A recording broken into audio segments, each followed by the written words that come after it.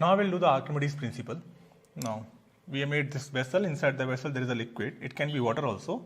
And we have shown two blocks. One is partially submerged and one is completely submerged.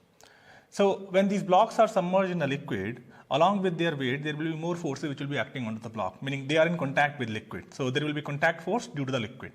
And we already know that contact force due to the liquid will be coming in terms of pressure force. So, and the pressure force acts perpendicular to the cross-section area. So now you see, let's do it for this block first, which is completely submerged. So if we talk about this block, there will be pressure force acting onto this point due to the liquid which is in contact at that point which will be in upward direction. There will be pressure force which will be coming at that point, perpendicular again, and there will be pressure force because of the pressure at this point coming in this direction, as well as the pressure force which will be coming in this direction. So you see, this block will be experiencing the pressure force in all the possible directions. So that does not make it in equilibrium. The thing is, the pressure forces, when you think about the pressure force at this point and this point, they are of different magnitude. So at this point, the value of pressure is more because this point is below this point. And if you calculate the pressure at this point, it will be more because it depends upon the depth. And when you talk about these points will also experience the different pressure, these points. But there will be a point here which will be experiencing the same pressure. Similarly, corresponding to this point here, there will be a point here which will experience the same pressure force. So these pressure force, when you calculate the net pressure force, it is going to be the conversion process. Because you see, it is the dimension of this block can be different. Meaning right now we have drawn a cubical block, but this cubical block can be of different dimension. And the pressure force will keep changing its direction depending upon the cross-section area. So it's not like we will be always solving this pressure force. Archimedes already given us the relationship. That was a problem before Archimedes, meaning that before Archimedes, people used to calculate the pressure force corresponding to different dimensions. Now, what Archimedes did, he gave the net pressure force, meaning when this block will be submerged inside, net pressure force which will be acting onto this block, that net force will be acting in upward direction. That's what Archimedes given. And that pressure force, we call it buoyant force. Now let's talk about this. Before going for the magnitude of buoyant force, let's talk about this block. So this block is partially submerged and partially in the air. But as you know, air also have a pressure. So this block also will experience the pressure force, and that force will be coming because of the pressure, because of the air pressure. This will be the pressure force upward direction. Here will be the pressure force, and here also there will be a pressure force. So based upon the similar findings for this, here also the buoyant force will act, and that buoyant force will be acting in upward direction.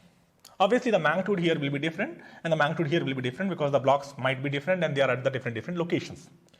So the buoyant force which is acting upward direction, let's first go for the magnitude. So when you calculate the magnitude, according to Archimedes, when you calculate the buoyant force of the magnitude of buoyant force is equivalent to the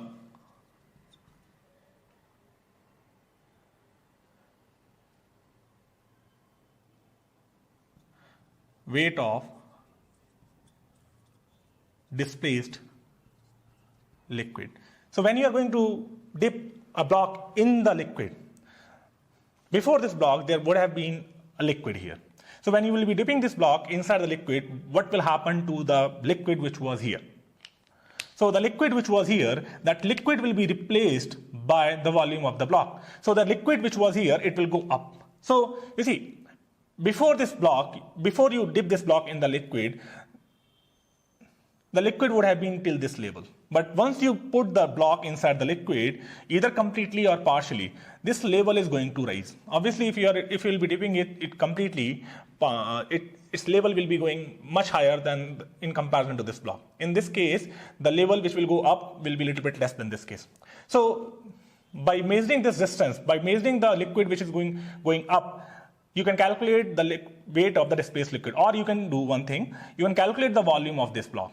So the thing is, this block will be replacing the volume equivalent to its own volume. And that's the weight.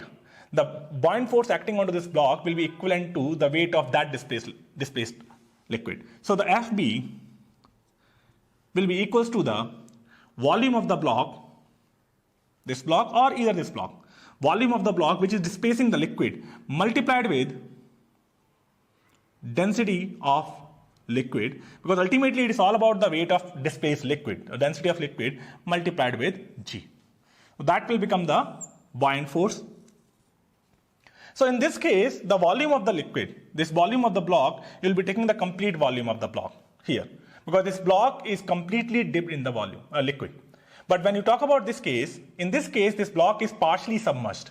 So this block, you will be calculating the volume of this block till this level. This will be the volume of the block, which is going to replace the liquid here. So by calculating this volume and by multiplying the density of liquid and the g, you can calculate how much buoyant force is going to act onto the block, here as well as here. That is for the buoyant force. This is the magnitude of buoyant force. So now we know the magnitude of buoyant force, but just knowing the magnitude of a force will not be sufficient. We want to know the direction as well as at what point that force is going to act. So this buoyant force, the magnitude of the buoyant force is going to be equals to the weight of the displaced liquid, and the point at which this buoyant force will act, this buoyant force Fb will act at center of mass, COM, we call it COM, center of mass of displaced liquid.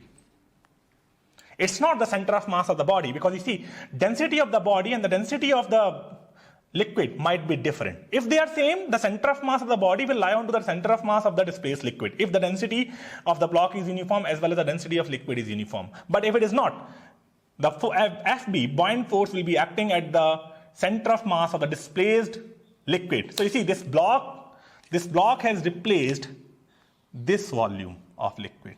So what you will do to calculate the point of action of force, you will calculate the center of mass of this point, center of mass of this body of liquid, and at that point you will apply the buoyant force. And in this case, the body is not completely replacing the volume, liquid. In this case, this is the portion which is replacing the liquid.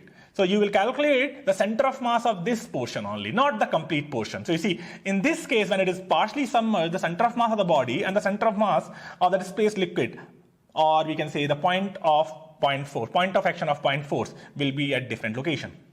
So that's how we define the point of application of buoyant force. It is at the center of mass of the displaced liquid. Then comes the direction. Now we know the magnitude of buoyant force and the point of action of buoyant force. If we talk about the direction, this buoyant force will be acting against the value of g. This is the case. This buoyant force will be acting opposite to the weight of displaced liquid. The weight of displaced liquid will be acting in upward direction. So the buoyant force will be acting just opposite to that. And when we talk about weight, obviously weight will be acting in the direction of g. Weight will be acting in the direction of g. So the buoyant force will be acting exactly opposite to the direction of g. So direction of Fb will be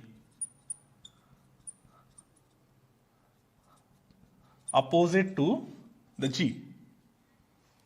So if I want to define the Fb in vector format, this Fb will be equals to volume of the displaced liquid multiplied with density of liquid multiplied with minus of g vector. It will be opposite to that. That will be the buoyant force. So this buoyant force is coming because of the pressure force. So one thing we have to keep in mind, when we are considering the buoyant force, we should not consider the pressure force. Net pressure force is equivalent to buoyant force. Either we have to take the buoyant force or we have to take the net pressure force. Either one of them we have to take.